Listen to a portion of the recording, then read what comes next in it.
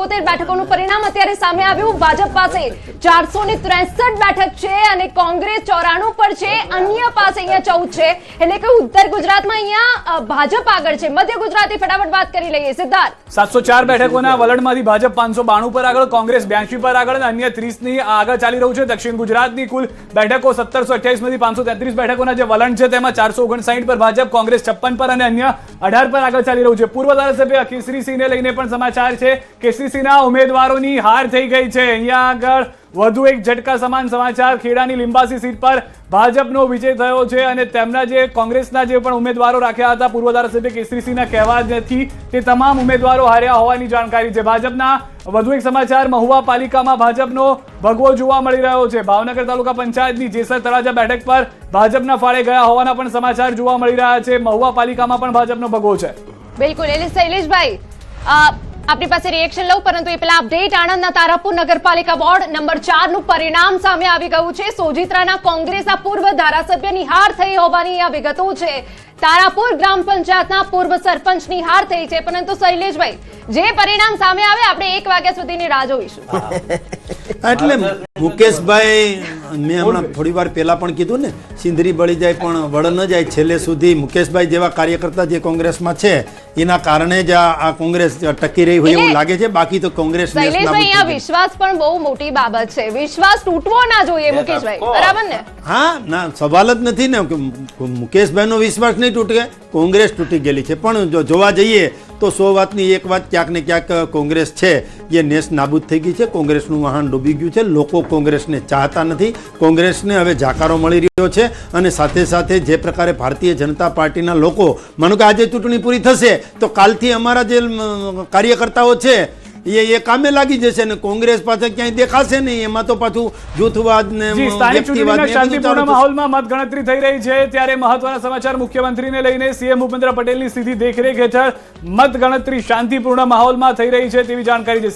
સીએમના નિવાસ સ્થાનેથી સર્વગ્રાહી નિરીક્ષણ પણ કરવામાં આવી રહ્યું છે। સ્થાનિક ચૂંટણીના શાંતિપૂર્ણ માહોલમાં મતગણતરી છે, કારણ કે મતદાન વખતે પણ શાંતિપૂર્ણ માહોલમાં થયું એકાદ બે નાની મોટી ઘટના હતી। આ દ્રશ્યો સીધા આપ જોઈ રહ્યા છો।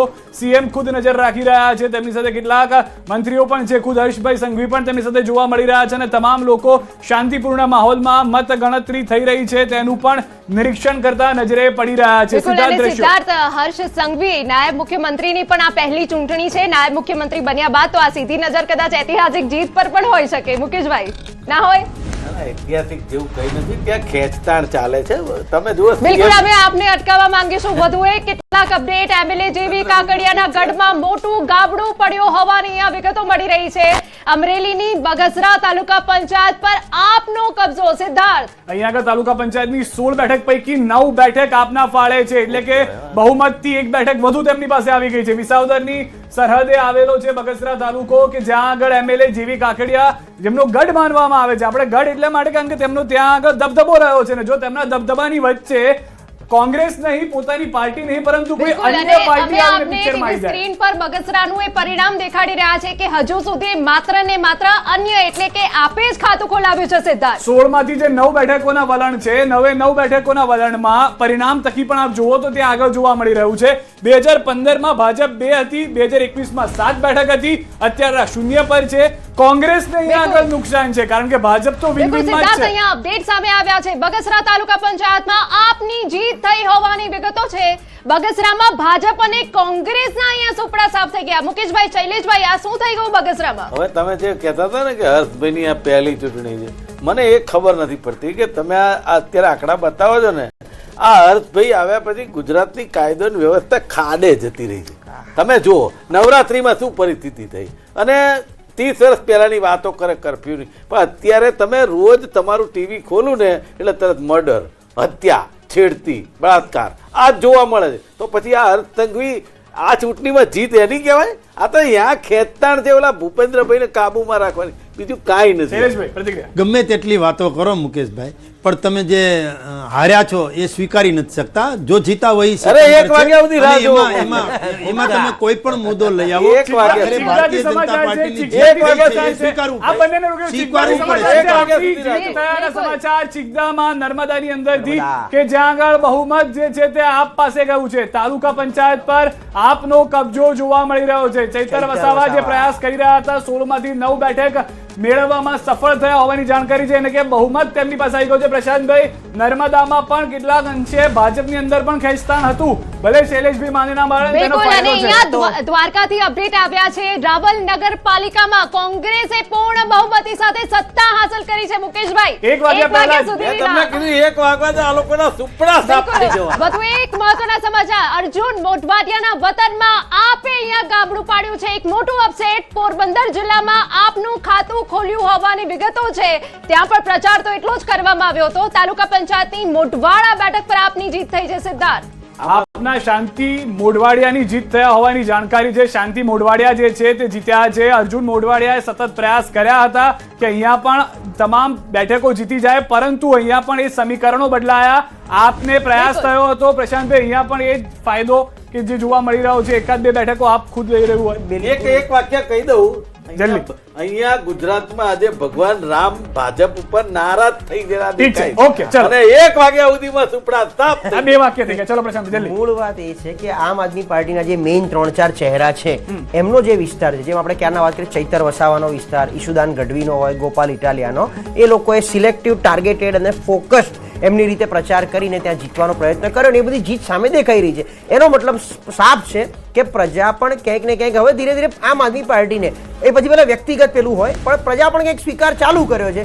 અન્યની 40 બેઠક અત્યારે આપણને મને ટોટલ સામે નગરપાલિકાની દ્રષ્ટિએ દેખાઈ રહી છે. આ જોતા ક્યાંક ને ક્યાંક હવે પ્રજા ઓપ્શન શોધવાના મૂડમાં આવી કે ભાઈ કોંગ્રેસ, આપ, બીજું ત્રીજું, કારણ કે ક્યાંક અપક્ષ બી સારું એવું જીતી રહ્યું છે, ક્યાંક સમાજવાદી પાર્ટી બહાર આવી છે. આ બધું જોતા પ્રજા હવે ક્યાંક ઓપ્શન તરીકે આમ આદમી પાર્ટી, કારણ કે મેં કીધું ને આ 3 ચહેરા બન્યા. જો આમ આદમી પાર્ટી આવા ને આવા ચહેરા જિલ્લા પ્રમાણે બનાવે, આગળ જતા જિલ્લા વાઇઝ જો બનાવે તો આવી સફળતા આગળ જતા મળે. પણ હજી પણ આ નગરપાલિકા છે, તાલુકા પંચાયત, છે વોર્ડ નંબર 5 માં ભાજપ પેનલ વિજેતા બની હોવાની અહીંયા વિગતો સામે આવી. ભાજપાના 4 ઉમેદવારોની જીત થઈ છે. અપડેટ અમે આપી દઈએ દાહોદ નગરપાલિકામાં કે જ્યાં એ આદિવાસી બેલ્ટ કહેવાય છે, અને ત્યાં વધુ એક અપડેટ અમે આપને ફટાફટ આપી દઈએ. કચ્છની સ્થાનિક ચૂંટણીમાં ભારે ઉલટફેર અહીંયા જોવા મળ્યો છે. તાલુકા નગરપાલિકાની રતનાલ બેઠક પર કોંગ્રેસની જીત થઈ હોવાની વિગત છે. અંજાર તાલુકા પંચાયતની 3 બેઠકો પર પણ કોંગ્રેસની જીત થઈ છે. મોરસર, ચાંદ્રાણી, ભીમાસર બેઠક કોંગ્રેસ પાડી ગઈ છે. કચ્છની સ્થાનિક ચૂંટણીમાં ભારે ઉલટફેર. શૈલેષભાઈ, કચ્છમાં ક્યાં ખામી રહી ગઈ, શું લાગે છે આપને? કચ્છ જે વિસ્તાર છે એમાં ક્યાંક ને ક્યાંક અમારે માનો કે સીટો ગઈ છે, પણ એની સામે જોઈએ તો બીજા તાલુકાઓ જે છે એમાં ભારતીય જનતા પાર્ટીનો ભગવો લહેરાણો છે. અને આખરે કુલ મળીને જોવા જઈએ તો કુલ સીટ 9000થી નજીક છે. એમાંથી 3300 જેટલી જે સીટો છે એ ભારતીય જનતા પાર્ટીના ફાળે ગઈ છે. ને આખરે સમગ્ર ગુજરાત અને કચ્છ, કાઠિયાવાડ ને ઉત્તર ગુજરાતનો સિનારીઓ જોવા જઈએ તો ભારતીય જનતા પાર્ટીના ઉમેદવારો જીત્યા છે. અને ભારતીય જનતા પાર્ટીના ઉમેદવારોને બધાને અભિનંદન છે. મારે અમરેલીની, હમણાં તમે બગસરાની વાત કરતા હતા, તો બગસરા જે છે એ વિસાવદરથી ખૂબ નજીકનો વિસ્તાર છે. એટલે વિસાવદરથી નજીકનો વિસ્તાર, અને ભૂતકાળમાં પણ ત્યાં જીપીપી જીત્યું હતું. છેલ્લે પછી જેવી કાકડિયાની જીત થઈ અને જેવી કાકડિયા ધારાસભ્ય તરીકે 2 ટર્મથી આવે છે, પણ આખરે તો એ વિસાવદરની નજીક હોવાના કારણે ક્યાંક અસર થાય છે. પણ એમાં પણ આવતી વખતે અને વિધાનસભામાં એ કોઈ અસર ન થાય એ માટે અમે કાલથી જ કમર કસવાના છીએ. અને ત્યાં કાંઈ ખૂટતું હશે, વિકાસના નામે કાંઈ ખૂટતું હશે, કાંઈ બીજું ત્રીજું જે કાંઈ કરવાનું થાય, સેવા માટે જે કરવાનું થાય એ અમે કરીશું. પણ કુલ જોવા જઈએ તો કુલ મળી અને ભારતીય જનતા પાર્ટીનો વિજય દેખાય છે. અને ભારતીય જનતા પાર્ટીના જે કાર્યકર્તાઓ છે એ કાર્યકર્તાઓની કરેલી મહેનત, અમારા ભૂપેન્દ્રભાઈ પટેલ અને જગદીશ વિશ્વકર્માએ કરેલી મહેનત. મહેસાણા મહાનગરપાલિકા ભાજપે કબજે કરી હોવાની આ વિગતો મળી રહી છે. વોર્ડ નંબર 1, 2, 6, 7, 8, 10, 11, 12 ફાળે ગઈ હોવાની વિગત છે. કુલ 52 બેઠકમાંથી 32 બેઠકો કબજે કરી હોવાની અહીંયા વિગતો મળી રહી છે. મહેસાણા મહાનગરપાલિકા ભાજપે કબજે કરી છે. પંકજ, બિલકુલ. અને બીજી ખાસ વાત અહીંયા કોંગ્રેસ માટે છે કે ભાવનગર મહાનગરપાલિકા છે તેમાં કોંગ્રેસે અહીંયા ખાતું ખોલાયું છે. વોર્ડ નંબર 3 માં 3 નંબરની જે બેઠક છે એમાં કોંગ્રેસના ઉમેદવાર અને 1 બેઠક પર ભાજપના ઉમેદવાર વિજય થયા છે. અને કુલ 17 પર ભાજપ અને 3 પર કોંગ્રેસ આવ્યું છે એવી વાત ભાવનગરથી સામે આવી રહી છે. ભાવનગરના જેસર તાલુકા પંચાયતની બીલા બેઠક છે એમાં ભાજપના બિલકુલ, વધુ ઉમેદવાર એક જીત્યા. મોટા સમાચાર ચાંદખેડામાં ભાજપની પેનલનો ભવ્ય વિજય થયો હોવાની આ વિગત છે. કોંગ્રેસના કોર્પોરેટર રાષ્ટ્રીય કેસરીની હાર થઈ છે અને એમના જે કૌટુંબિક ભાઈ છે તેમની અહીંયા જીત થઈ ગઈ છે. છેલ્લા 2 ટર્મથી તેઓ જીતતા આવતા હતા, પરંતુ આ ટર્મ હવે ભાજપ લઈ ગયું બિલકુલ, છે. કારણ કે અમરાઈવાડીમાં કોંગ્રેસને નુકસાન. પાછલી ટર્મમાં એક કોંગ્રેસની બેઠક હતી અમરાઈવાડીમાં. ભાજપની પેનલ આ વખતે આખી જીતી ગઈ છે. એટલે અહીંયા વિજેતા ઉમેદવારોએ લોકોના કામને પ્રાધાન્ય આપ્યું છે એવું કહી શકાય. કોંગ્રેસને અહીંયા જાકારો બિલકુલ, મળ્યો વધુ એક અપડેટ વાપી મનપામાં વોર્ડ નંબર 12 માં અપક્ષ પેનલની જીત થઈ હોવાની અહીંયા વિગતો મળી રહી